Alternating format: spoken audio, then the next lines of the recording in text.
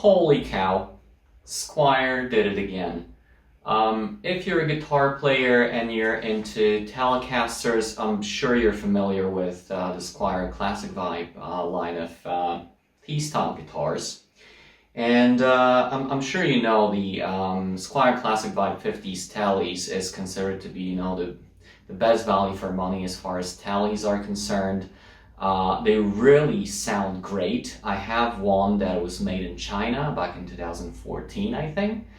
And recently, Squier moved their production into Indonesia. And just reading about it on the internet, I just heard a lot of rants saying, oh no, the Indonesian-made guitars are crap compared to the Chinese-made. It just no longer sounds good. It's not the same Telecaster and all that. And I was really curious, is that really true?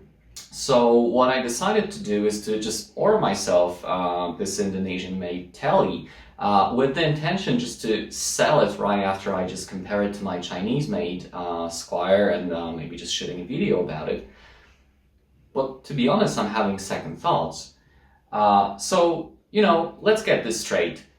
Is it a better guitar than the Chinese-made Telecaster? Well, it depends on a number of things, so let's go over them one by one. The first thing is the build quality, and there's multiple things that make up the build quality. To me, the most important thing is the neck. How it feels in your hand, how good the fret job is, whether there are, any sharp edges that just hurt your hand when you're playing, whether the leveling on the frets is okay and there's no fret buzzing or anything like that, whether there's no issues when you bend the string and the strings don't choke. To me, it's the most important thing as far as build quality is concerned. So what's the verdict? And I got to tell you, I'm really shocked. I still can't believe how well this neck is made on this guitar. The fret job is, honestly, if you didn't tell me it's a Squier Classic Vibe and you just handed me that neck, I would say, yeah, it's like an American-made Telly. There's really no issues with the fret job. The neck shape is perfect. To me, it's a C shape. It's a little fatter than the one I have on my Chinese-made Squier, but I like fat necks, so this one actually suits me better. It's not too chunky by any stretch, it's just, fills your hand a little bit more than the Chinese-made Squier.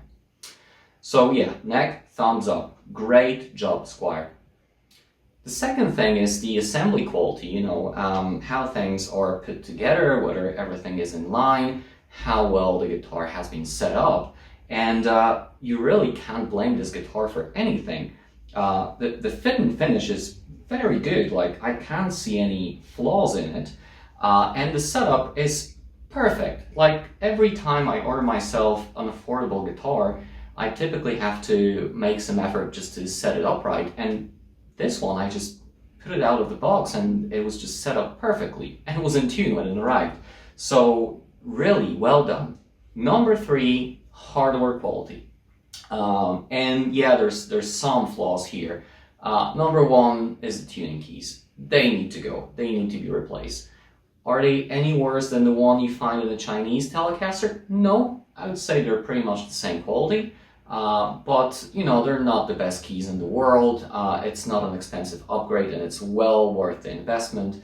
The way your guitar stays in tune very much depends on the quality of your tuning keys, so it's one of the upgrades I would recommend for this guitar.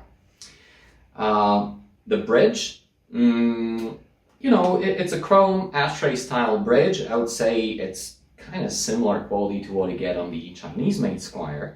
However, there's one thing I don't like, which is the saddles, which appear to be steel. Well, at least they're covered in chrome, so I'm not sure what's underneath. They might be brass, but I don't think that's brass underneath this chrome coating. So to me, a Telecaster, it really needs to have kind of chubby brass saddles. So it's another upgrade I would recommend if you're thinking about buying this guitar and just making it sound like an old Telly. And it's an important upgrade that I would recommend. Just put good quality brass saddles into it. Another thing is electronics.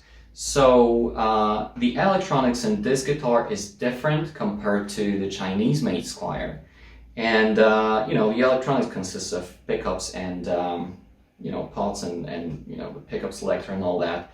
And to me, the pickups in the Chinese-made Squier are better. They're better sounding pickups, to my liking at least, you know. I believe the pickups in the Chinese-made Squier are made by Tone Rider. I don't think Squier ever admitted that, but there's enough evidence to just claim it, you know, they're the same pickups as Tone Riders. And the bridge pickup in the Chinese-made Squier, to me, it's one of the best sounding Telecaster pickups. It can compete with any expensive boutique makes, no problem. And, you know, the Squier, the Chinese Squier I have, it's one of the best sounding Telecasters I've ever owned. I owned several dozens. I sold most of them. This one stays with me until this day and it will probably stay with me forever. It's an exceptionally great sounding Tele. This one, I think it's better made. It's lighter. I love the grain on the body. The color of the neck is also very pleasing. It's nice and dark.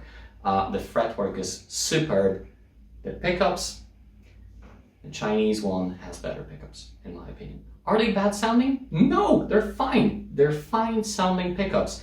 The bridge pickup is a classic Tele. You can get all the classic sounds from it. The neck pickup is also classic Tele, which I don't really like, because, you know, the classic Tele neck pickup is a little bit woolly. It doesn't have, you know, this chime and sparkle that you find, for example, in a Strat style guitar. And my personal preference for the neck Telecaster pickup is to be similar to a Strat style pickup. So, you know, if you're like me, that's another upgrade I would recommend.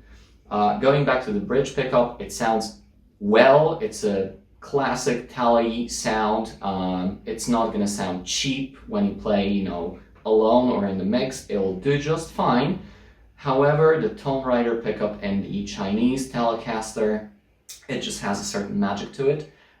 There's this mid-range bark that I just don't hear here. It's a personal preference. You might prefer this one. Just go compare.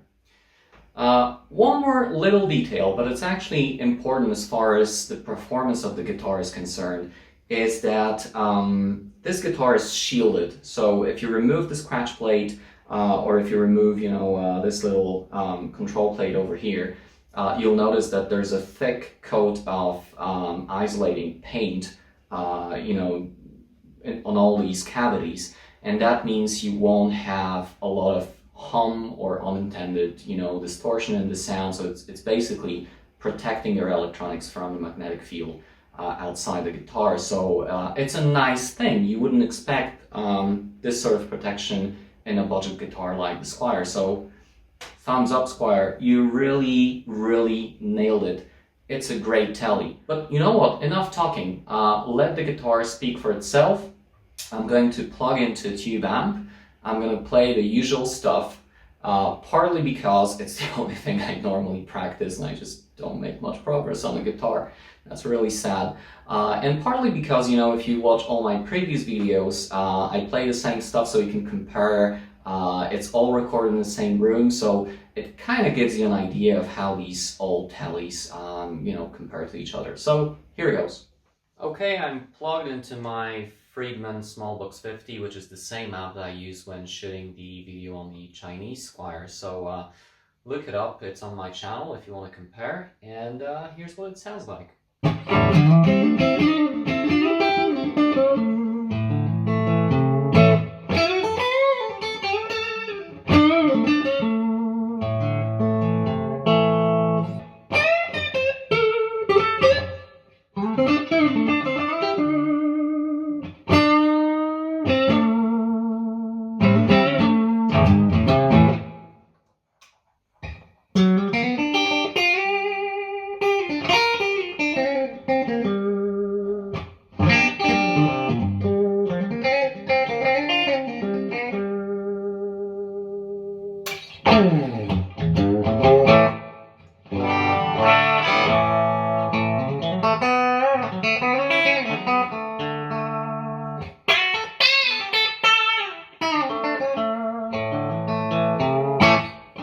Okay, let's add some overdrive from Timmy.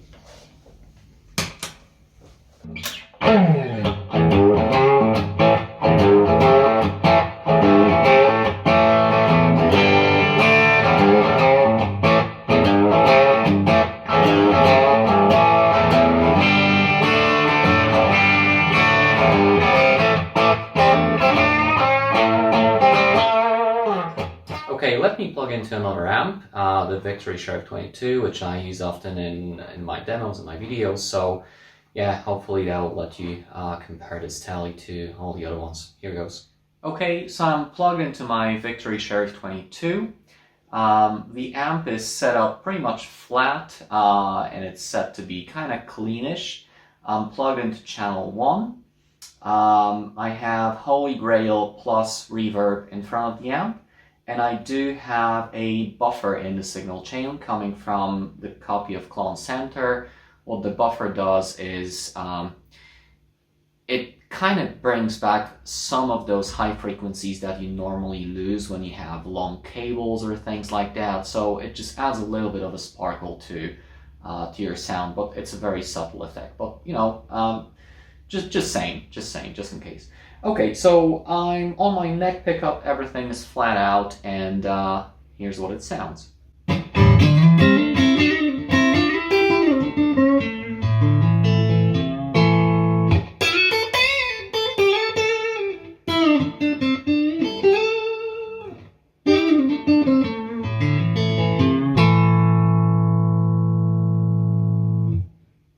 Doesn't sound bad at all.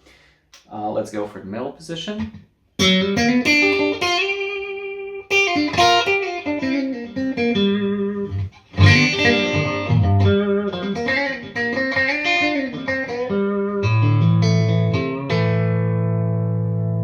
And now for the bridge.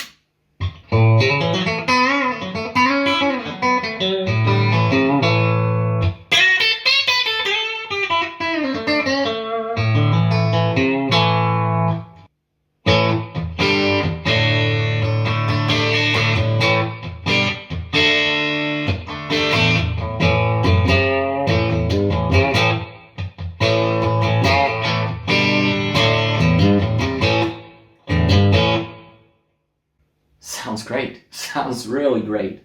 So what I'm gonna do now is just beef up the sound a little bit. I'm gonna add the Tweed 57 by Wampler into the signal chain. It doesn't really add too much distortion, it just beefs up the sound a little. It adds a little grit to the mid-range, but yeah, have a listen.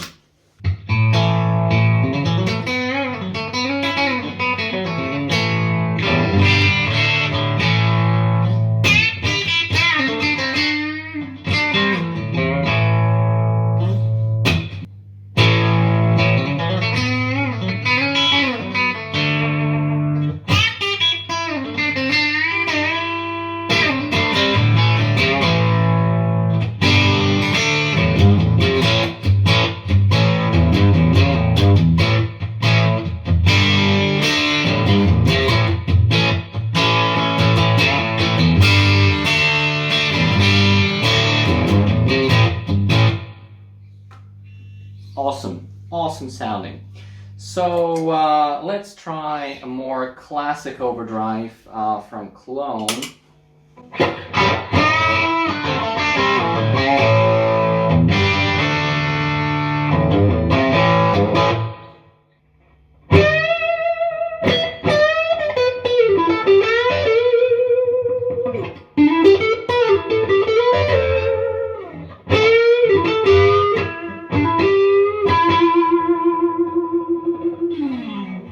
Okay, so there you have it. It really sounds great, and hopefully if I put the Tone Rider pickup in the bridge and change the saddles to brass ones, it's gonna make it sound even better.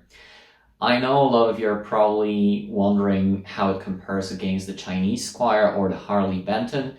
I need to save that comparison for another video, but if you're interested, subscribe. It's gonna be on this channel soon. For now, if you like the video, please hit like, it helps the channel, and as always, thanks for watching. I'll see you next time.